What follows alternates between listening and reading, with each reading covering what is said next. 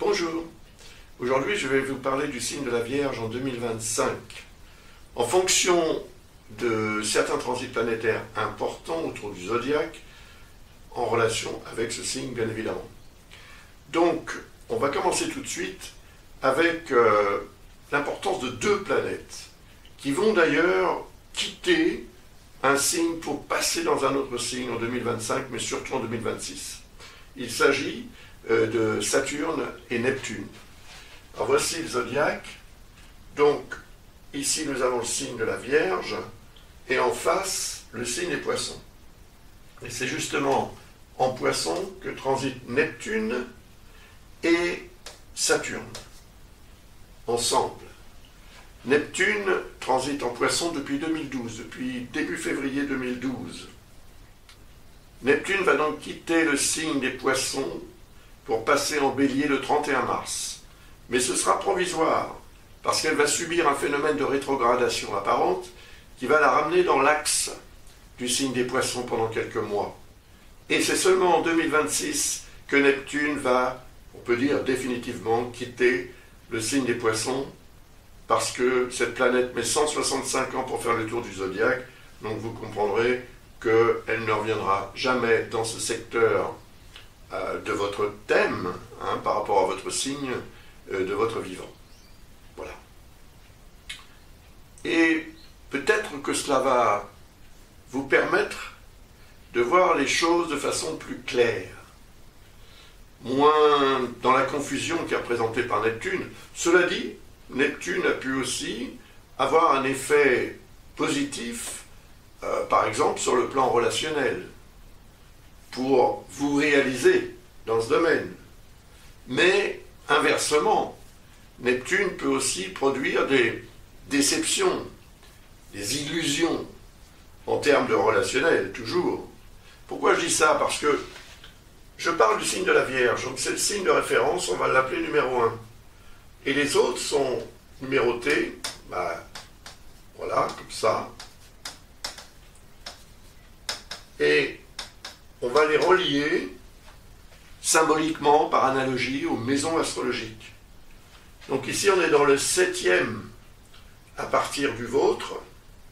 Donc, on est fondamentalement, symboliquement, plus que fondamentalement, symboliquement, dans la maison 7, qui représente le couple, mais qui représente le relationnel important dans la vie. Donc c'est dans ce relationnel que depuis 2012, l'énergie de Neptune s'exprime. Or, Neptune représente le signe des Poissons. J'en ai parlé dans la vidéo que j'ai faite l'année dernière, dans la vidéo que j'ai faite l'année d'avant. En fait, j'en parle depuis 2012, c'est normal. Et si vous voulez en savoir plus, regardez la vidéo au moins que j'ai faite l'année dernière, parce que je parle aussi de Saturne. Et en 2023, déjà, Saturne est arrivé dans le signe des Poissons. Donc, il va rejoindre Neptune parce qu'il est beaucoup plus rapide. Saturne met 29 ans et demi pour faire le tour du zodiaque. Il va sortir du signe des Poissons le 25 mai pour entrer en Bélier. Donc, environ 2 mois à peine après Neptune, Saturne passe également en Bélier. Le transit de Saturne en Poissons, donc dans le 7e signe à partir du vôtre, 7e signe, 7e maison, peut vous avoir permis de concrétiser des choses importantes sur le plan relationnel. Bien sûr, contrat, mariage aussi peut-être, pourquoi pas, et tout ce qui peut avoir des répercussions à très long terme en fait, est représenté par Saturne. Donc il y a un phénomène de construction qui a pu se produire dans ce secteur de votre vie, mais en même temps, Saturne peut représenter aussi un poids, une lourdeur, une difficulté de gestion, et oui, la sensation d'être dans une logique d'épreuve au niveau relationnel. Là, tout va dépendre évidemment, d'abord de votre thème astral personnel, et puis de ce que vous avez effectivement vécu depuis 2012, mais surtout depuis 2023, parce que depuis mars 2023, Saturne est en Poissons. Alors, Saturne va donc passer en Bélier le 25 mai 2025, attention, et il va revenir en Poissons. Et il aura ensuite tendance à revenir dans ce qu'on appelle son mouvement direct, tout comme d'ailleurs Neptune le fera aussi, et il se produira une forme de conjonction, mais pas exacte, à la mi-juillet 2025, et elle se produira au tout début du signe du Bélier. Donc pas dans votre maison 7. Par contre, ici on est dans le 8e signe à partir du vôtre. Et quand les deux planètes vont repasser en Bélier, ce sera définitif. Pour Neptune, ça va durer 14 ans. Pour Saturne, ça va durer 2 ans et demi. Il y aura une conjonction exacte en Bélier le 20 février 2026. Et je pense que c'est quelque chose d'important en termes de réalisation d'une sorte d'idéal. Neptune représente les rêves qu'on est tous en droit d'avoir. Mais ensuite, il faut travailler, il faut faire ce qu'il est le nécessaire, je veux dire, pour réaliser ce rêve. Il ne se réalise pas comme ça, par un coup de baguette magique. Malheureusement, ça n'est pas si simple. Donc, Saturne, qui représente la capacité qu'on a à faire les choses telles qu'il faut les faire pour obtenir un résultat qui sera concret, qui sera solide et durable, va rejoindre Neptune qui représente le rêve. Donc c'est Saturne la réalité, Neptune le rêve. Voilà, la réalité rejoint le rêve. Mais est-ce qu'elle va rejoindre le rêve vraiment pour que ce rêve soit réalisé, ou est-ce qu'elle va le rejoindre pour que ce rêve soit effectivement remis en question, dans le sens où peut-être il n'est pas ou n'a pas été suffisamment réaliste. Ça, c'est quelque chose que vous allez devoir, comment dirais-je, évaluer par vous-même. Moi, je ne peux pas le dire, parce que je ne sais pas évidemment qui vous êtes, et je ne sais pas non plus quel genre de thème astral vous avez. Mais si vous avez besoin d'informations supplémentaires à ce sujet, n'hésitez pas. Visitez le site de l'école Ablas, et l'une ou l'autre de nos astrologues vous aidera à y voir plus clair, et peut-être à gérer une situation qui pourrait devenir préoccupante, mais qui pourrait aussi devenir quelque chose de très intéressant en termes de réalisation. Parce que je vous disais que le Bélier était le 8e signe à partir du vôtre, il est donc relié symboliquement à la 8e maison astrologique, qui représente la notion d'investissement. Donc quel que soit le type d'investissement, qui peut être un investissement relationnel, dans un partenariat, une collaboration ou un couple, eh bien, il peut y avoir une réalisation concrète, et cela avec des répercussions à très long terme, parce que Saturne représente le facteur temps, à partir du moment où ces deux planètes, Neptune et Saturne, seront dans le signe du Bélier. Et ça, ce sera effectivement, je veux dire définitivement, pour le début de l'année 2026. Voilà. Et ce sera, en mon avis, quelque chose qui va avoir des répercussions peut-être pour le reste de vos jours. Donc c'est quand même extrêmement important de préparer ça le mieux possible.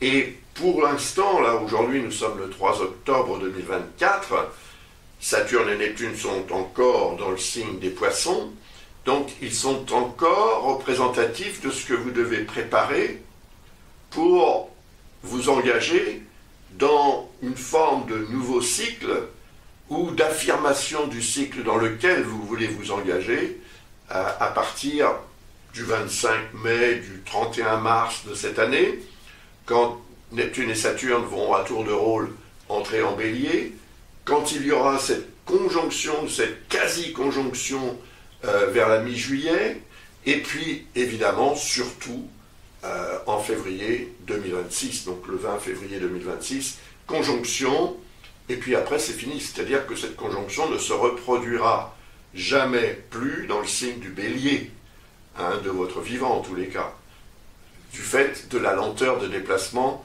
de Neptune surtout, et de Saturne, qui ne reviendra pas en Bélier avant 29 ans et demi quand même, c'est pas rien. Voilà, pour ces deux planètes, donc, et l'influence qu'elles peuvent avoir dans votre vie à différents niveaux, et je dirais essentiellement sur le plan relationnel. Donc, quel est ce relationnel? C'est vous qui le savez, hein, plus que moi, bien sûr. Alors ensuite, on va parler d'une autre planète. Et cette planète, en fait, elle joue en ce moment un rôle, je dirais, ambigu. Parce qu'elle est à l'origine d'une évolution, d'une volonté, d'un potentiel d'évolution, mais il faudra faire preuve de vigilance pour ne pas dépasser certaines limites raisonnables, sinon cela pourrait se compliquer. Il s'agit de Jupiter. Alors, Jupiter est en Gémeaux depuis le 25 mai de cette année 2024 et il va y séjourner jusqu'au 9 juin de l'année 2025. Donc c'est un transit qui dure environ 1 an. Et il se produit ici dans le 10e signe à partir du vôtre, 10e signe, 10e maison. C'est le milieu du ciel, comme on l'appelle en astrologie. Donc il représente le statut social, socio-professionnel, la carrière, les ambitions, la relation à l'autorité, votre propre autorité et votre capacité à vous imposer dans la vie et à réussir, surtout. Et cette réussite, c'est quand même quelque chose qui est important sur le plan social. Ça peut être socio-professionnel ou tout simplement social, mais c'est très important quand même. C'est un petit peu le sommet qu'on souhaite atteindre, en fait, dans la vie. On est venu dans cette existence pour réaliser quelque chose. Voilà. Et ce quelque chose, il est représenté par le milieu du ciel. C'est donc le sommet que vous allez devoir atteindre. Et avec Jupiter, en fait, ça vous donne des ailes. C'est-à-dire que ça augmente l'énergie de ce secteur de votre thème, de votre vie même, je dirais, en augmentant aussi l'engouement que vous allez mettre au service de la réalisation d'un important projet et de l'ascension vers ce fameux sommet où vous allez pouvoir éventuellement planter votre drapeau, le drapeau de la réussite. Hein. Ça, c'est formidable. D'ailleurs, Jupiter représente la réussite. Il représente les opportunités et l'opportunisme dont on fait preuve de temps en temps. Il n'y a pas de mal à faire preuve d'opportunisme de temps en temps, parce que ça aide quand même à profiter justement des opportunités qui se présentent. Alors, Jupiter, par rapport à votre signe, ou votre ascendant, éventuellement, si c'est votre ascendant dont on parle maintenant, eh bien, il est relié à la maison 4, que représente Jupiter, ou au 4e signe, vous voyez. Donc là, c'est l'autre qui est représenté par Jupiter. Mais l'autre, sur le plan famille, foyer, résidence. Donc le rapport à l'autre, mais d'une façon très, très proche. Alors ça peut être un membre de votre famille, ça peut être le secteur famille, foyer, résidence aussi, qui va susciter en vous un besoin d'être présent et de faire ce qu'il faut pour assumer une responsabilité en lien avec ce secteur maison 4, famille, foyer, résidence. Donc ça peut être l'un de vos parents, par exemple. La maison 4 en astrologie souvent représente la maman. La maison 10, donc en face, représenterait plutôt le père. Donc il peut y avoir comme ça une forte, comment dirais-je, connotation familiale dans ce qui se passe actuellement dans votre vie et dans les responsabilités que vous avez à assumer qui peuvent devenir overwhelming, comme on dit en anglais, c'est-à-dire un petit peu excessives et qui peuvent avoir tendance à faire pression quand même. Mais en même temps, si vous faites ce que vous avez à faire et si vous envisagez les choses de façon, on va dire, optimiste, en tous les cas positive, et Jupiter peut permettre cela, vous ne risquerez pas de dépasser ces limites raisonnables et de commettre des erreurs qui pourraient justement provenir d'un coup de fatigue du fait de toutes ces responsabilités que vous auriez à assumer depuis depuis le 25 mai en fait, le moment où cette planète Jupiter est passée dans le signe des Gémeaux. A priori, l'énergie de Jupiter va durer jusqu'au mois de juin 2025, jusqu'au 9, Et ensuite, cette planète va passer en Cancer, bien évidemment, et là, elle va y séjourner jusqu'au 30 juin 2026. Et à partir du moment où elle sera en Cancer, plutôt que d'être comme ceci, là, vous voyez, comme ceci, en dissonance avec le signe de la Vierge, le signe du Cancer est en harmonie avec le signe de la Vierge. Donc Jupiter va vous être beaucoup plus favorable naturellement et facilement qu'en ce moment, où il a plutôt tendance à augmenter la charge et les responsabilités, ce qui n'est pas forcément désagréable, parce que ça peut avoir aussi une incidence très positive sur votre réalisation au niveau social ou socio-professionnel, ou au niveau personnel. Mais ici, en fait, quand Jupiter sera dans ce secteur, il sera dans le 11e signe à partir du vôtre. Et ça, c'est l'environnement social, géographique et humain. Donc c'est probablement une période d'1 an environ, au cours de laquelle vous allez faire des rencontres, vous allez être en interaction avec les autres, au sens large du terme. C'est peut-être le rôle que vous allez pouvoir jouer aussi sur le plan social, peut-être socio-professionnel, mais je pense que c'est plus social en tant que tel, donc social d'un point de vue humain et ou d'un point de vue géographique. Il y a une forme d'évolution qui va se manifester et dont vous allez pouvoir tirer parti.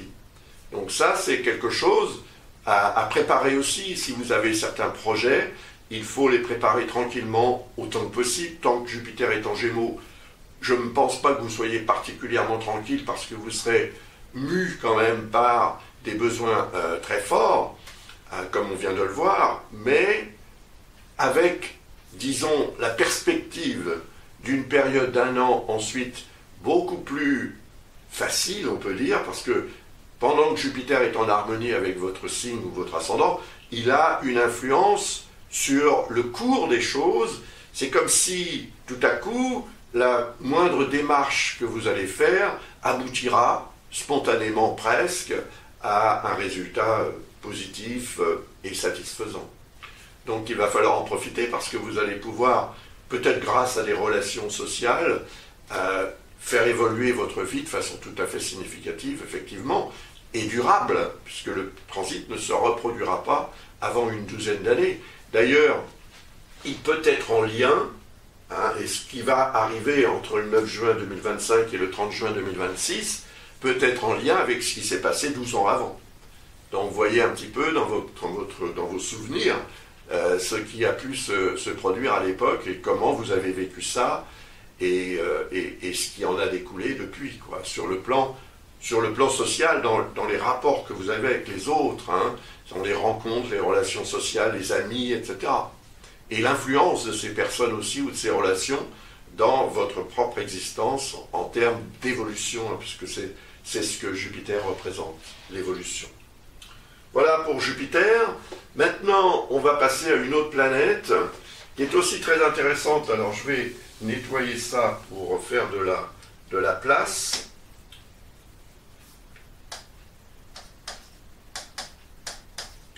Il s'agit d'Uranus, qui en est en ce moment à la fin de son transit dans le signe du Taureau, où il est depuis 2018. Donc, transitant en Taureau, il est en harmonie avec votre signe. Parce que votre signe est un signe de terre et le signe du Taureau est un signe de terre. Les signes de même élément sont naturellement compatibles et complémentaires.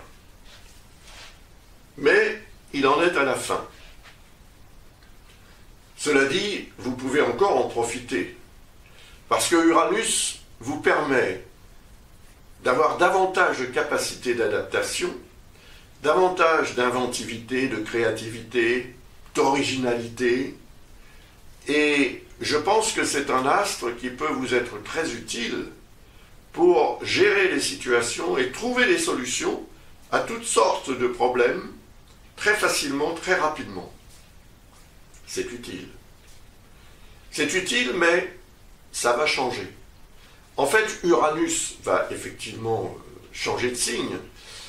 Parce que, évidemment, toute planète transite. Uranus met 84 ans pour faire le tour du zodiaque. Donc c'est probablement la première fois que ce transit va se produire. Et évidemment, Uranus va transiter le signe des Gémeaux. Provisoirement, dans un premier temps, entre le 8 juillet et le 8 novembre. Il sera dans le signe des Gémeaux. Et là, il va évidemment produire la dissonance que j'évoquais tout à l'heure avec Jupiter. Donc, une sorte de fébrilité qui est représentée par Uranus. Uranus représente l'énergie électrochimique dont notre corps est investi, dont il a besoin, dont nos neurones ont besoin, et notre organisme en général. On est tous plus ou moins électriques.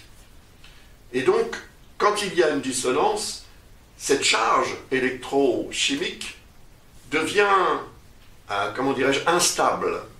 Donc il y a des hauts et des bas qui se produisent. Mais, à part ça, Uranus représente ce qui peut changer dans votre vie de façon tout à fait radicale et définitive. Puisque la planète met 84 ans pour faire le tour du zodiaque, il est évident qu'elle ne reviendra pas là, a priori, en tous les cas, de votre vivant. Mais bon, le fait est que cet astre qui va passer dans le signe des Gémeaux va avoir un effet, évidemment, dans le 10e signe ou 10e secteur par rapport à votre signe ou à votre ascendant, qui représente le statut social ou socio-professionnel. Et c'est à ce niveau-là que des changements majeurs peuvent se produire. Des changements qui sont nécessaires, parce qu'avec Uranus, on est quand même dans une logique karmique. C'est une transsaturnienne, comme on l'appelle. À partir de Saturne vient Uranus, puis Neptune, puis Pluton. Donc, ce sont des astres karmiques. Et dans ce sens, parce qu'ils avancent très lentement, il va durer 7 ans, ce transit quand même dans le signe des Gémeaux. Et il va donc avoir pendant 7 ans tendance à produire des défis, en fait, pour vous, à vous solliciter de façon tout à fait inattendue. La déstabilisation est là, le trouble est là, et ça peut vous rendre beaucoup plus nerveuse ou nerveux, parce que Uranus joue un rôle sur la structure neurologique et nerveuse. Donc, vous allez être beaucoup plus, probablement beaucoup plus active ou actif, mais de façon un peu erratique. Vous aurez des montées et des descentes assez vertigineuses en ce qui concerne l'énergie, en fait, que vous allez mettre au service de votre vie. Parce que si c'est votre signe dont on parle, c'est parce que vous avez le soleil en Vierge. Et le soleil représente la vie. Sans lui, on ne serait pas là pour parler de quoi que ce soit, puisqu'on n'existerait pas. Donc, le soleil, c'est l'astre de vie, et quand il est sollicité de cette façon, il a tendance à être un peu comme une pile électrique, vous voyez, qui se charge et qui se décharge. Donc, si c'est un accumulateur, vous allez pouvoir le recharger, je l'espère. Sinon, la pile est foutue, quoi. Donc, le fait est que c'est quand même très intéressant de faire cette analogie, parce que nous sommes tous, quelque part, des accumulateurs. On accumule plein de choses, des expériences, des émotions, des idées, des pensées, des connaissances, etc. Et à un moment donné, eh bien, il peut y avoir un trop-plein, si vous voulez. Donc ce trop-plein peut produire aussi des dérapages, des erreurs et des coups de fatigue également. Donc il faut tenir compte quand même de cela, même si au bout d'un moment vous allez vous habituer. Mais il n'empêche que pendant quand même 7 ans, vous allez être un petit peu confronté à des aléas qui peuvent être parfois extrêmement intéressants, extrêmement positifs, extrêmement agréables, formidablement agréables, mais à d'autres moments ce sera le contraire. Et ce sera quand même très soudain, très subit. Uranus va s'installer définitivement, on peut dire, dans le signe des Gémeaux le 25 avril 2026. Donc ça vous laisse quand même une période d'environ 1 an, ou à peine quand même, pour vous préparer à ce transit. Mais comment se préparer, je ne sais pas. Le fait est qu'il va avoir tendance à produire d'abord un changement majeur au niveau de votre statut social ou socio-professionnel, de votre carrière. Si vous voulez changer de métier, voilà, profitez et misez sur l'énergie d'Uranus pour vous donner l'inspiration de la meilleure décision à prendre de ce point de vue-là. Mais voilà, il y aura quand même des éléments tout à fait inattendus. Ça, c'est sûr. C'est ce qu'Uranus représente. Donc, on est tous voilà, marqués par ce genre de transit quand il survient. Et ils sont suffisamment rares pour être importants. Donc voilà pour Uranus. Et maintenant, on va parler quand même de Mars. Parce que Mars, en fait, je vais effacer Uranus, je vais laisser le reste quand même. Non, je vais l'effacer, tiens. Voilà, pour que ce soit plus clair pour tout le monde. Voilà, ça, c'est votre signe. Ici, le 12e, 11e, 10e, 9e, voilà. Et en ce moment, Mars est en Cancer. Il est en Cancer depuis le 4 septembre, alors 2024, hein, je vous répète, nous sommes en 2024 encore, début octobre, et ça va durer jusqu'au 4 novembre, 2024 aussi. Tant que Mars est en Cancer, tout comme Jupiter que je vous expliquais tout à l'heure, cela produit un lien harmonique avec le signe de la Vierge. Donc, ce transit vous est utile, parce qu'il va augmenter vos capacités d'action et de réaction, vos réflexes, votre combativité, etc. Vous serez plus efficace, d'une façon générale. En dehors du fait, évidemment, que Jupiter est toujours dans le signe des Gémeaux, et qu'il va vous titiller encore jusqu'au 9 juin de l'année prochaine, évidemment. Mais Mars, justement, étant en accord, en harmonie avec le signe de la Vierge, devrait vous permettre de mieux gérer l'énergie de Jupiter, en prévision de ce qu'elle va vous apporter lorsque cette planète sera en Cancer également, comme on l'a vu tout à l'heure. Donc ça, c'est une période intéressante parce que si Mars représente vos capacités d'action, étant donné qu'il se promène, entre guillemets, il traverse le signe du Cancer qui est le 11e à partir du vôtre, ben, c'est la 11e maison, c'est la vie sociale, l'environnement social, et ce que vous pouvez faire pour cet environnement, et ce que cet environnement peut faire pour vous aussi. C'est aussi bien l'environnement géographique que l'environnement humain. Donc les amis, les relations, etc. Vous allez être beaucoup plus, comment dirais-je, efficace, effectivement, dans la gestion des relations humaines et dans la gestion de votre environnement, qui peut être environnement géographique, bien sûr. Alors, ensuite, par contre, Mars va passer en Lion. Et ce transit va produire un phénomène de rétrogradation apparente, bien sûr. On aura l'impression, encore une fois, étant donné que la Terre tourne autour du Soleil plus rapidement que Mars, 2 fois plus rapidement, on double Mars de temps en temps. Et quand on double la planète, elle donne l'impression de reculer. Donc elle se réaligne avec le signe d'avant. Elle va passer en Lion le 4 novembre, et à partir du 6 décembre, elle va rétrograder. Comme ça, elle repart, de notre point de vue sur Terre, elle donne l'impression de repartir vers le signe du Cancer, dans lequel elle va repasser le 6 janvier. Et donc, à partir du 6 janvier, Mars redevient votre allié, en quelque sorte. Mars est le dieu de la guerre. Donc si vous devez vous battre pour quelque chose d'important, si vous devez gérer des situations, des événements importants, Mars vous sera très utile. Parce qu'il vous permettra une meilleure coordination de vos actions, de vos décisions et de la gestion de tout ce qui en découlera. C'est intéressant. Par contre, pendant que Mars est rétrograde, il est quand même réputé pour être moins efficace, moins fort. Par contre, à partir du moment où cette planète va revenir, comme on dit, en mouvement direct, cela vous sera évidemment beaucoup plus efficace. Ce sera le 25 février. Le 25 février 2026, bien sûr, la planète revient en mouvement direct. Donc on lui met un D comme ça après. Je ne sais pas si ça fait vraiment un D, ça. Elle repart dans ce sens. Et elle va repasser dans le signe du lion. Ça, c'est important aussi. Hein. Elle repasse dans le signe du lion le 18 avril.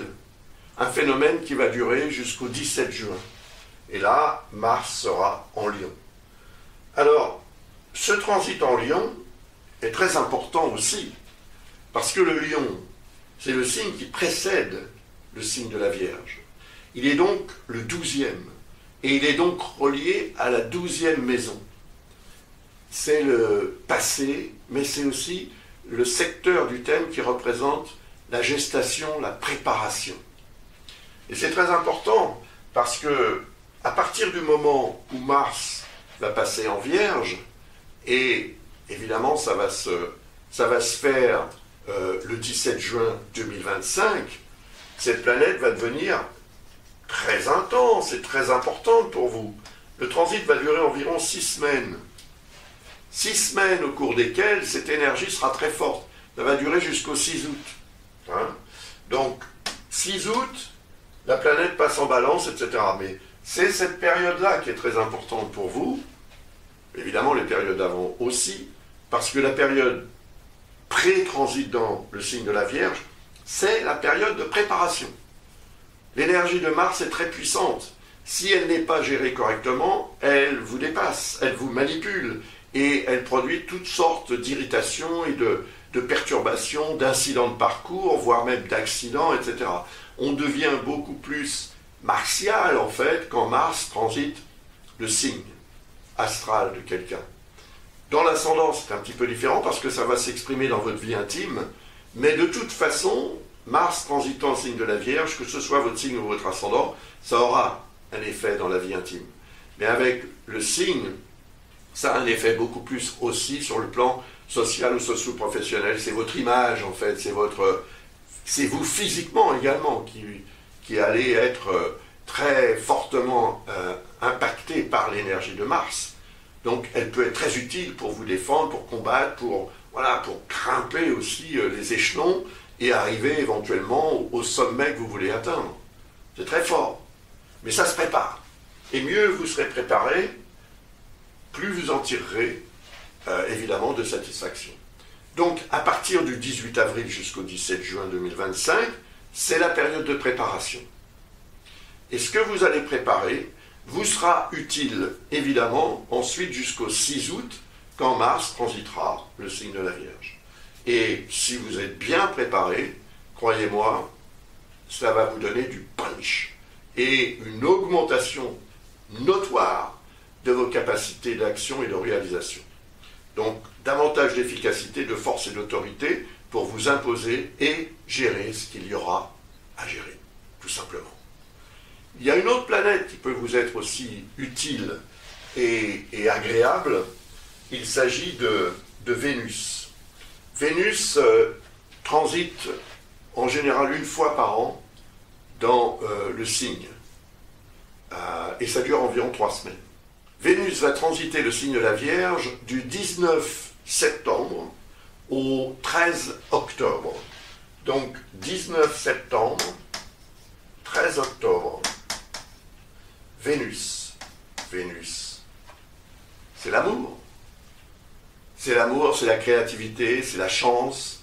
Les bonnes choses de la vie en général sont représentées par Vénus. Quand Vénus transite le signe de quelqu'un ou l'ascendant, mais c'est à mon avis quand même très fort, voire plus fort dans le signe que dans l'ascendant, cela augmente le charisme, le charme, la créativité. Enfin, vous allez être beaucoup plus agréable pour vous-même et pour les autres, et les autres vous le rendront, parce que, évidemment, vous allez déclencher des sentiments très positifs à votre égard pendant cette période. Et c'est une période d'augmentation du facteur chance en général que vous pouvez utiliser comme vous le souhaitez. Évidemment, si vous avez des démarches un petit peu délicates à faire, si vous souhaitez par exemple obtenir un privilège ou une faveur de la part de quelqu'un, eh bien c'est une période à choisir pour faire cette démarche, pour faire un voyage aussi. Enfin, tout ce qui peut vous apporter du bien-être et du plaisir, étant représenté par Vénus, lorsque Vénus transite le signe, eh bien voilà, c'est pour vous, si vous voulez. Ça veut dire que vous allez pouvoir très facilement profiter de plein de bonnes choses. C'est un petit peu un cadeau, en fait, annuel, que Vénus vous offre. Donc, pendant 3 semaines, profitez-en au maximum. Par contre, faites attention au cours des rétrogradations de Mercure. Mercure rétrograde 3 fois par an. Alors, je vous donne les dates, notez-les, elles sont très importantes. La première rétrogradation, qui dure environ 3 semaines, se produira entre le 16 mars et le 8 avril. Notez, ça va se produire dans ce signe du Bélier, à cheval sur le Bélier et Poisson. Donc à cheval sur 7 et 8 par rapport à votre signe ou votre ascendant, c'est-à-dire le relationnel et vos rapports, on peut dire vos rapports d'argent avec la société, les relations avec les banques, etc. Si vous avez à faire certaines démarches en lien avec les finances, évitez la période de rétrogradation, cette première période de rétrogradation de Mercure. La deuxième période de rétrogradation de Mercure aura lieu du 19 juillet au 12 août. Donc, 19 juillet au 12 août, ça va se produire ici, dans le signe du Lion. Mercure sera rétrograde. C'est une période, étant donné qu'on est dans la maison 12, où vous allez probablement devoir faire un effort pour vous souvenir de certaines choses que vous aurez tendance à oublier. Et il y a un rapport avec le passé. La maison 12 représente le passé. Et puis, si vous devez préparer quelque chose, que ce soit un voyage, que ce soit un rendez-vous, une discussion, un débat, un truc quand même intellectuel, mental ou cérébral, eh bien, pendant cette période de rétrogradation, vous serez quand même beaucoup moins efficace pour vous souvenir, pour apprendre votre texte, par exemple, si vous avez à apprendre un texte, pour, si vous suivez des études, par exemple, aussi, vous souvenir de ce qu'on vous dira, de ce qu'on vous enseignera, etc. Donc c'est une période de flottement, et je pense qu'il vaut mieux faire comment dirais-je, se mettre un petit peu en retrait, ou peut-être même se mettre carrément ouvert pendant une période de rétrogradation de Mercure comme ça, pour éviter en fait des erreurs. Ou alors, vous allez devoir faire un gros effort mental, cérébral, pour que tout se passe bien. C'est possible que tout se passe bien. Mais parfois, effectivement, il arrive des impondérables et des incidents de parcours qui ne sont pas forcément très très graves. Mais bon, voilà, c'est les outils aussi de communication qui peuvent poser problème, en général. Et les outils de communication, c'est le téléphone, c'est Internet, c'est votre véhicule aussi, hein, quel qu'il soit, et les transports également sont représentés par Mercure. La dernière période de rétrogradation de Mercure se produira entre le 10 et le 30 du mois de novembre, et ce sera dans le signe du Sagittaire, hein, entre le 10 et le 30 novembre de 2025, bien sûr. Et voilà, ici on est dans le secteur 4. La famille, le foyer, le lieu de résidence, le pays. Si vous faites de la politique, par exemple, la maison 4 représente le pays.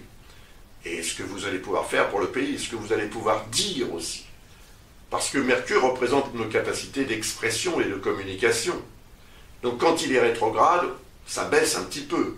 On peut même dire des choses qui sont complètement à côté et qui n'ont rien à voir avec la réalité qu'on attend de vous.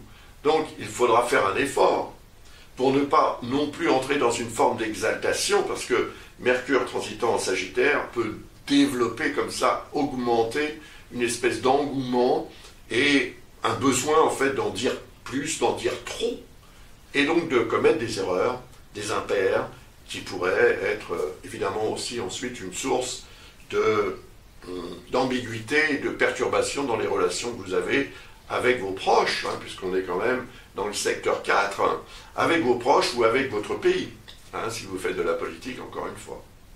Mais bon, après, Mercure reste Mercure, ça n'est pas un astre méchant. Seulement, il est évident que les erreurs de fonctionnement cérébrales, hein, ou mentales pendant ces périodes de rétrogradation peuvent se répercuter à beaucoup plus long terme que la durée de cette même rétrogradation qui est d'environ 3 semaines. Voilà. Et si vous faites attention, tout se passera bien. Mais il faudra faire attention, ça, c'est sûr. Voilà, je vous remercie de votre attention, hein, et de votre confiance et de votre intérêt pour mon travail. Je vous rappelle quand même mes ouvrages, si vous êtes intéressé par l'astrologie. Ce sont des ouvrages didactiques qui permettent d'apprendre à utiliser l'astrologie à différents niveaux, tant pour analyser un thème natal que pour faire du prévisionnel par les transits ou la révolution solaire, ou bien même de l'astrologie dite médicale, ou bien de l'astrologie karmique, ou même de l'astrologie horaire. Et puis, même si vous êtes intéressé par le voyage astral, j'ai écrit un livre à ce sujet qui fait les relations entre les signes, les moments, les périodes, les transits, et le potentiel qu'on peut avoir et qu'on peut développer pour faire du voyage astral. C'est une expérience extraordinaire. Voilà. Et puis, il y a aussi évidemment les consultations. Si vous voulez contacter l'une ou l'autre de nos astrologues, n'hésitez pas. Vous les trouverez en ligne sur le site de l'école Ablas. Ou bien, vous pouvez aussi vous inscrire au cours d'astrologie. Hein, ça peut être quelque chose qui va, comment dirais-je, contribuer à améliorer considérablement votre vie. L'astrologie pour une vie meilleure, c'est la devise de mon école depuis 1982 et j'ai formé des milliers en fait de personnes qui peut-être maintenant encore pratiquent l'astrologie, je ne sais pas, je ne les suis pas tous bien évidemment, mais nombreuses sont ces personnes qui ont bénéficié effectivement de cet apprentissage et ensuite de cet outil qu'est l'astrologie. À bientôt, meilleurs vœux pour 2025. Au revoir.